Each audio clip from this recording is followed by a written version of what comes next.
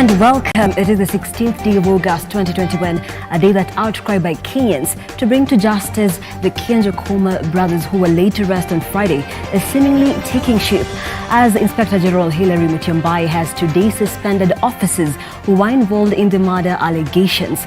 Welcome to Trending News. This and more stories in our bulletin today, but first, let's take a look at the highlights. The news headlines in association with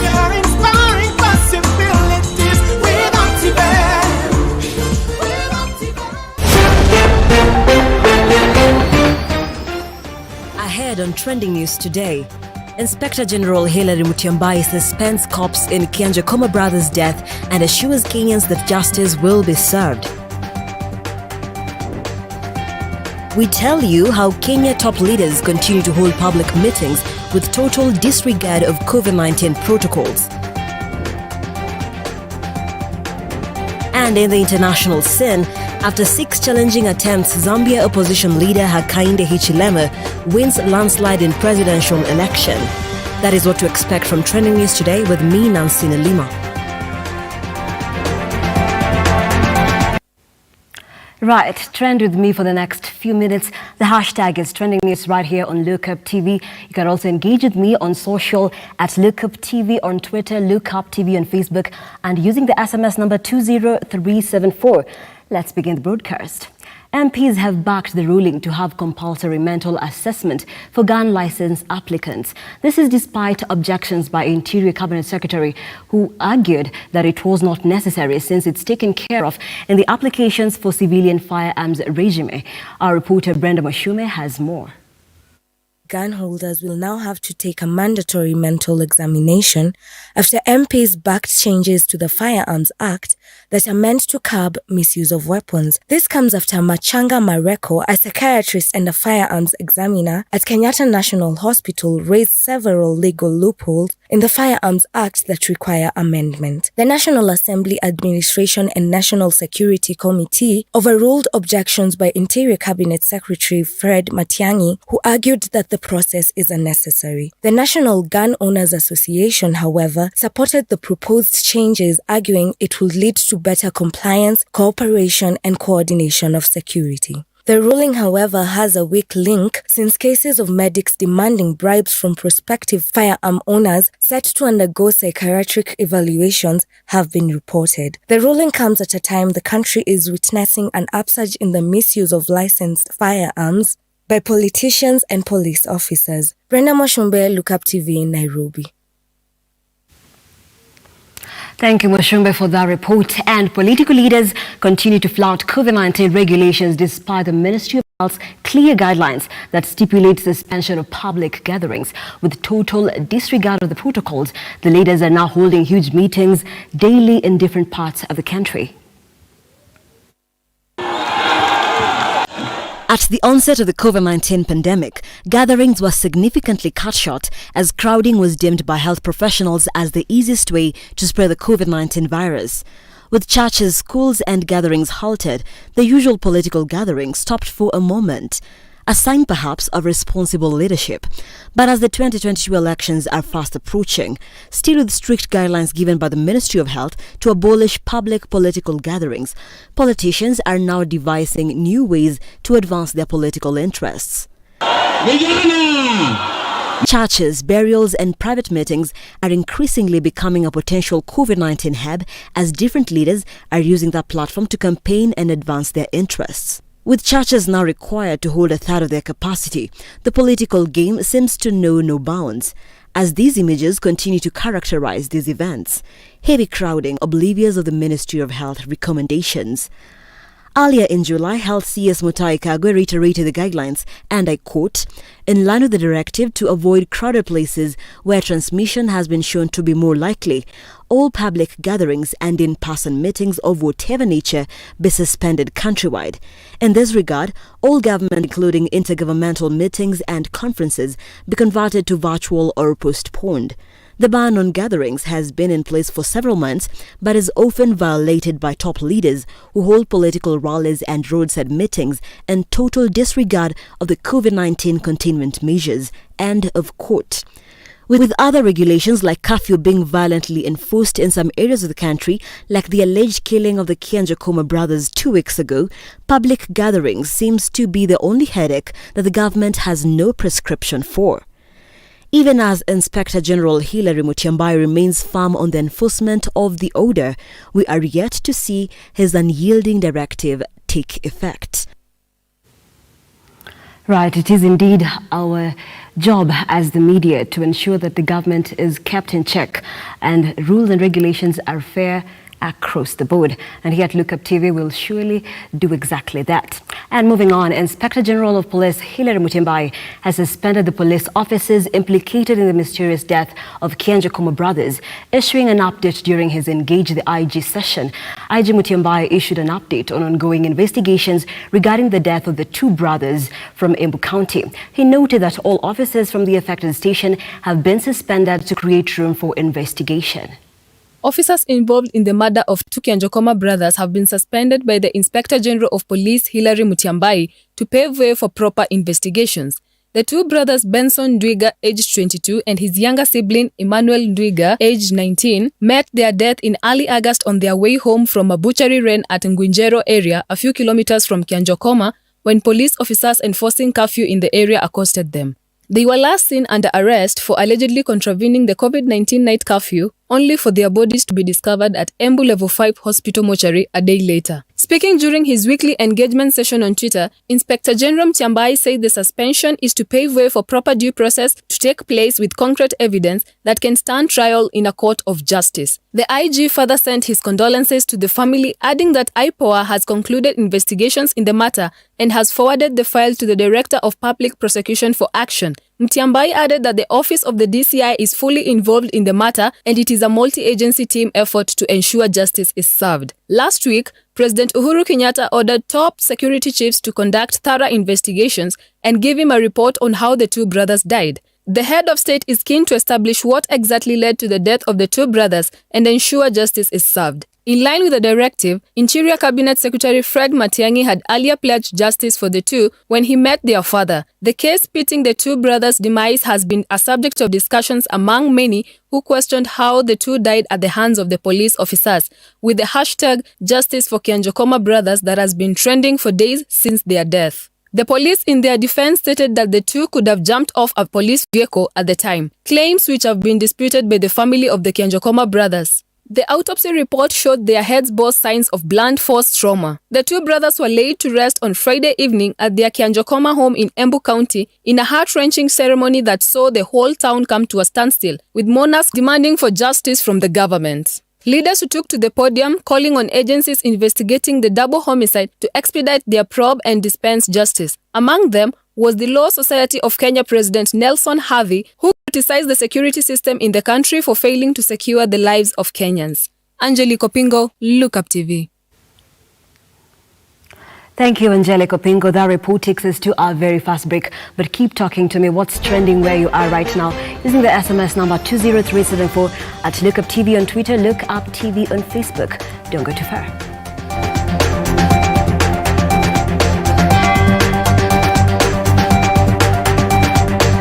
Like, follow, subscribe, click the notification button. Join the Look Up TV movement now.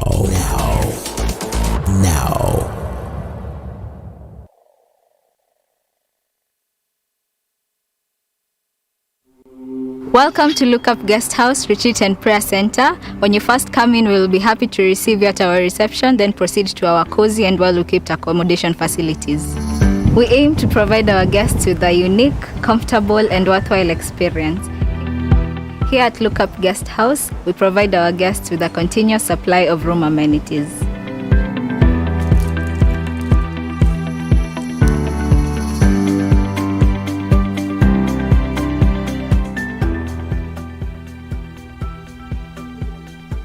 A cool environment for all your retreat activities.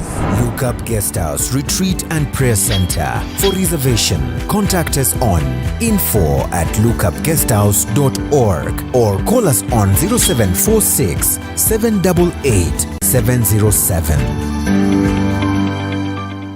Faidika Real Estate brings to you Soteria Gardens, Matu, for as little as 75,000 Kenya shillings on cash payment, 99,000 for installments with 40,000 Kenya shillings deposit and balance in 5 months. For more information, visit our office at Thika Town, Grace House, 3rd floor. Feel free to call us on 0724 256 626 or 0710 265 687.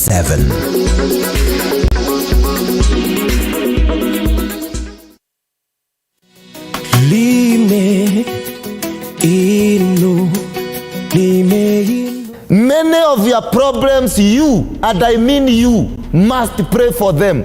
It is only in the place of prayer where you establish a relationship between you and God, because there are battles you must fight. Mpendwa, kuna vita zinakugojea upigane, na usipopigana utapigwa. You either fight or you will be fought. Kama unaweza kaa kwa Mungu abadilishe what you think about money. What you think about money is not what the Bible says about money. Wewe hujui hivyo. Kilio kingine unalia hapo. Shida zingine zimekufuata tangia uzaliwe. Ungetafuta dhabihu nzuri, uombe nayo mbele ya Mungu. Hiyo shida ingeenda haraka, ingeenda asubuhi. Neno la Hekma with Pastor Ruben Thuo. Tuesdays at 8:30 p.m. only on Look Up TV. Welcome to the Natural Juicing Center. We are a unique organization that seeks to provide the community with an alternative healthcare option. We specialize in the use of a natural holistic system that focuses on building health through cleansing and nourishing of the body. We utilize a variety of natural health promoting methods in our services, which include juicing therapy, hydrotherapy, colon cleansing, massage therapy, and a comprehensive cleansing service, among others. Our juices are freshly made and tailored to each and every client's individual needs after evaluation by our team through our free consultation service. You can now book for any service or order for food supplements on our website www.naturaljuicingcenter.co.ke. You can also visit our center in Kahawa Sukari, house number 1334, Kahawa Sukari Avenue. Natural Juicing Center. Your health is your wealth. Like, follow, subscribe, click the notification button. Join the Look Up TV movement now.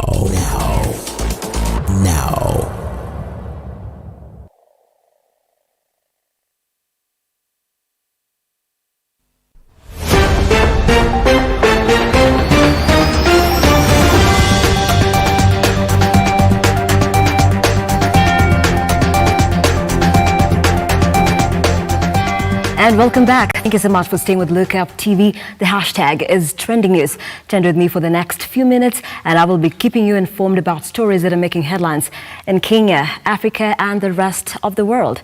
Let's continue.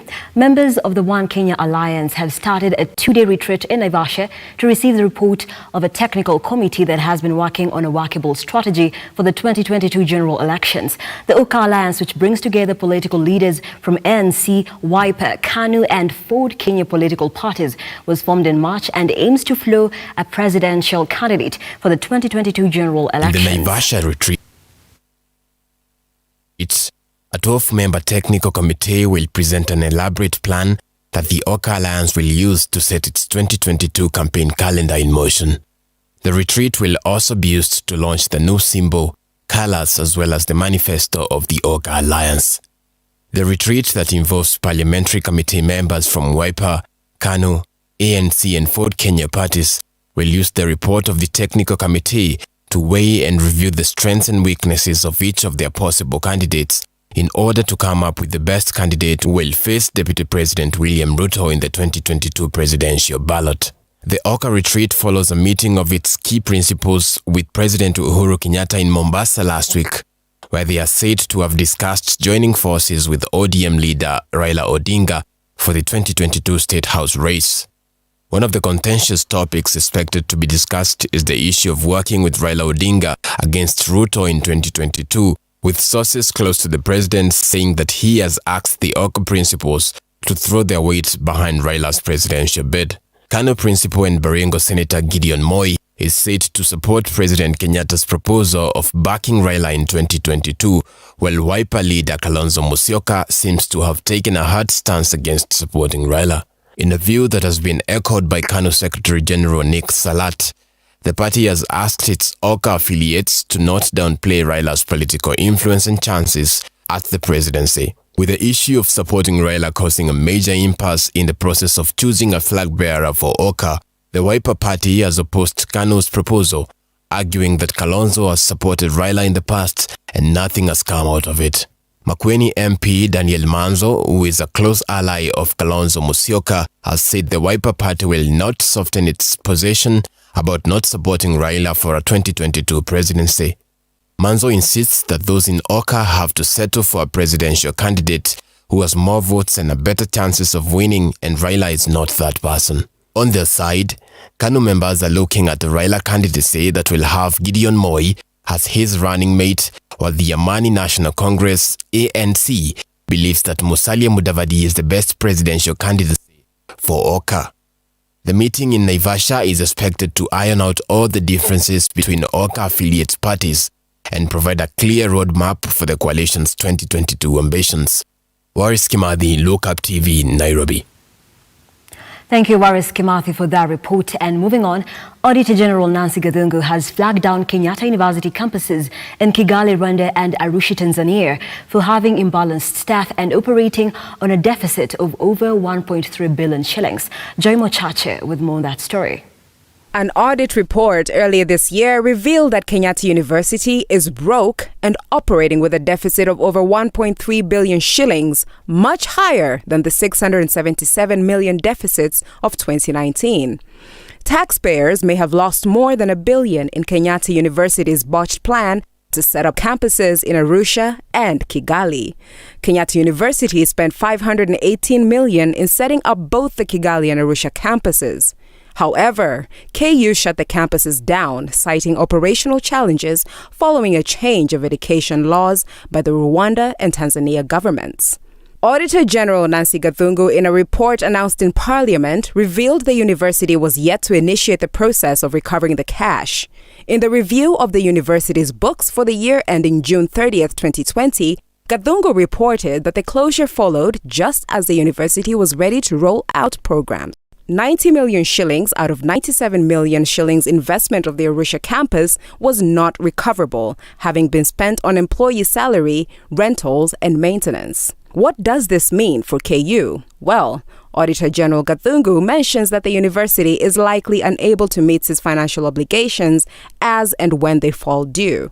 The National Treasury has therefore granted approval for disposal of the KU property in Kigali campus, with Gathungu adding that the venture was a futile expenditure. KU has been using short-time borrowings to finance its operations, but this method has proved costly and has only landed the institution into more financial problems.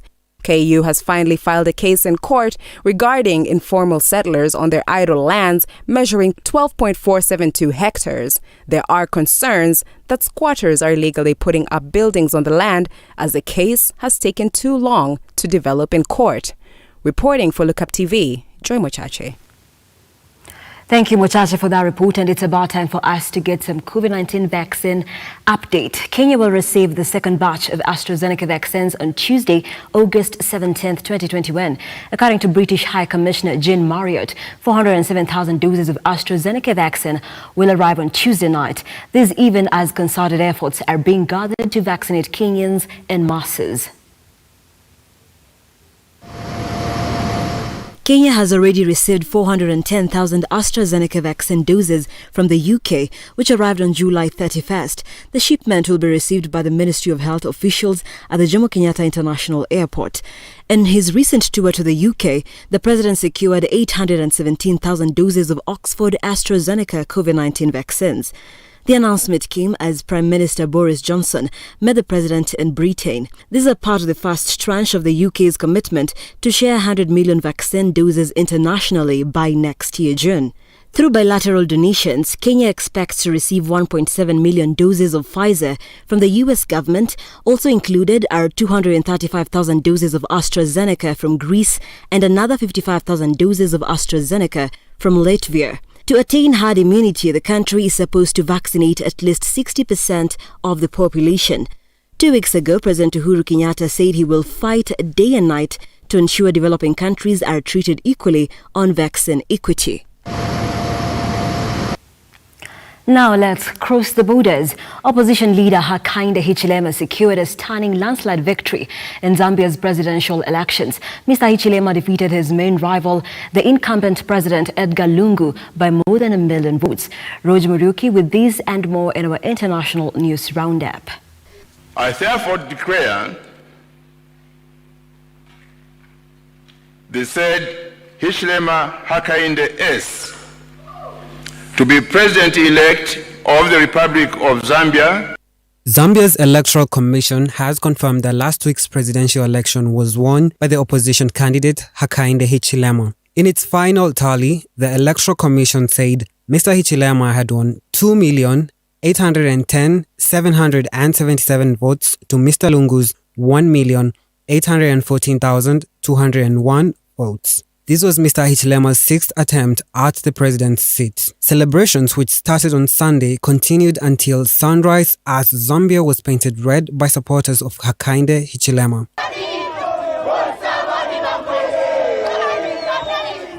Earlier, Mr. Lungu alleged that the elections were not free and fair. He said election officials from his Patriotic Front party had been chased from polling stations, leaving votes unprotected. In response, Mr. Hichilema's United Party for National Development said the statement was the desperate final act on an outgoing administration. Mr. Lungu's 6-year rule was criticized for alleged human rights abuses, corruption, a failing economy, and massive unemployment.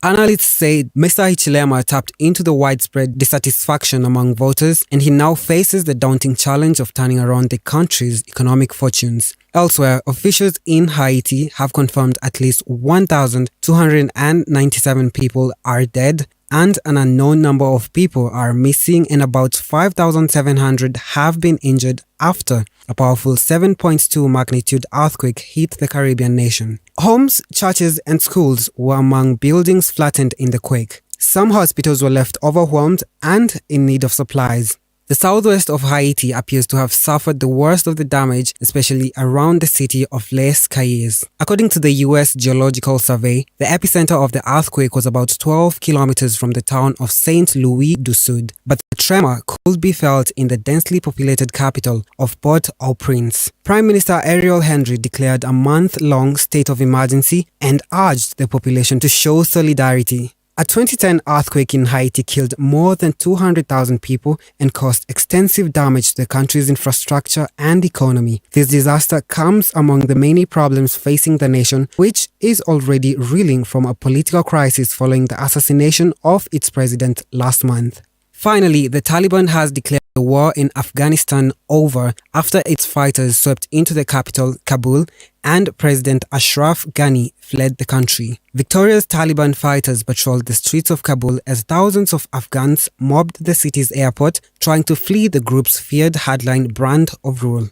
Though the Taliban had promised a peaceful transition, the US Embassy suspended operations and warned Americans to shelter in place and to not try to get out to the airport. According to 2 senior US military officials, evacuations continued on military flights, but the halt to commercial traffic closed off one of the last routes available for fleeing Afghans. The Taliban seized nearly all of Afghanistan in just over a week, despite the billions of dollars spent by the US and the North Atlantic Treaty Organization over nearly 20 years to build up Afghan security forces. The fall of Kabul marks the final chapter of America's longest war, which began after the terror attacks on the 11th of September in the year 2001. Roger Morioki, Look Up TV. And that report brings us to a close here on Trending News. But before I go, what would Trending News be if I didn't read what's trending at this hour on our social? And I'll be looking at Twitter. Trending at number 3 is Afghanistan. Of course, this follows the takeover by Taliban of the Afghanistan. And just reading a few tweets there. Nigel Farage says, every single person that crosses the channel will now be without ID and claim to be from Afghanistan. This decision will have enormous consequences. And this is not an apocalyptic Hollywood movie. That is Jawid Domid says, it is a real apocalypse. And will it repeat again? No. There are thousands of people, of course, forcing their way into airplanes trying to get out of Afghanistan following the takeover by Taliban. And Glenn Greenwald says, watching Biden officials and their partisans try to claim the withdrawal was Trump's plan is shamefully deceitful. And crowds of people desperate to escape Afghanistan stormed Kabul's international airport, rushing onto the tarmac. Of course, there's a bit of stampede over there. Yes, and as we move on, we continue. There is also Engage the IG, which is trending. This is Engage the Inspector General. Following the move, he's suspended police officers who were involved in those murder allegations of the two Kenjokoma brothers. And so the many questions that people have been asking today, someone says, hello, Inspector General, does this mother look like she's laughing? That's the photo of the mother of the two brothers.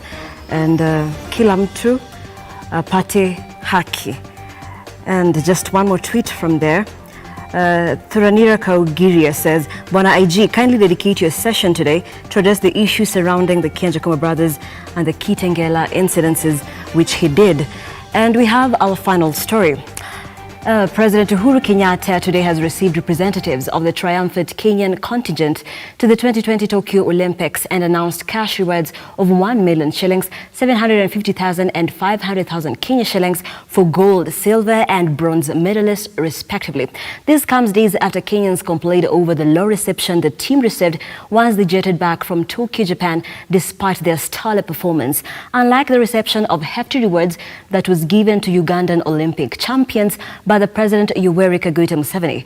Fiona Kenga now reports. It is exactly 1 week after the much-watched Tokyo Olympic Games ended on the 8th of August.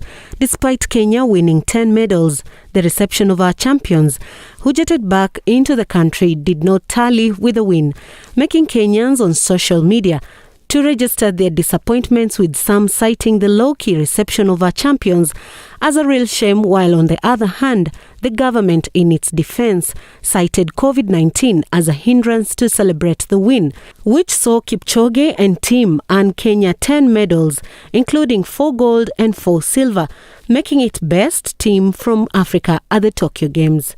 On the other hand, Uganda rewarded its 2020 Olympic winners with vehicles among other goodies soon after they landed in the country. Museveni further congratulated the athletes for their splendid performance, which saw Uganda being ranked 38th worldwide in medal standings, and handed over high-ended vehicles to each of the medal winners in the Olympics, and the government to construct houses for the parents of the gold winners.